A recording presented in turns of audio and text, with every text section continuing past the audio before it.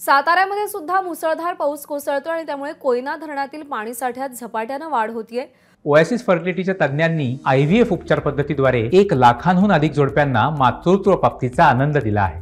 मोफत appointment book करण्यासाठी आजच संपर्क साधा। कोयना धरण परिसरात 24 तासात 274 मिलीमीटर पावसाची नोंद झाली आहे। धरणामध्ये 48,000 क्युसेकनं पाण्याची आवक सुरू आहे।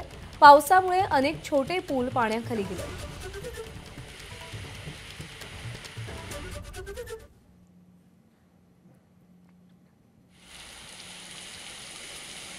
तर पश्चिम महाराष्ट्रात सुद्धा पावसाची दमदार हजेरी पाहायला मिळतेय। वारणा नदीनं सांगलीमध्ये धोक्याची पातळी ओलांडली आहे, तर साताऱ्यामध्ये कोयना धरण क्षेत्रात मोठ्या प्रमाणावर पाऊस होतोय आणि त्यामुळे धरण साठ्यामध्ये पाणी साठ्यामध्ये झपाट्याने वाढ होतीये।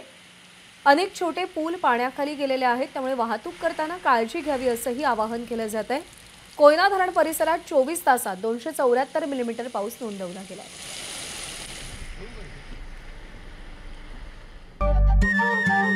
नमस्कार। मन शुद्ध तुझं ही वेगळ्याच प्रकारची मालिका तुम्हा सगळ्यांना खूप आवडली होती। याचा दुसरा सीझन कधी येणार अशी विचारणा झाली। प्रतीक्षा संपली आहे मित्रांनो, येतोय मन शुद्ध तुझंचा दुसरा सीझन। होई मन शुद्ध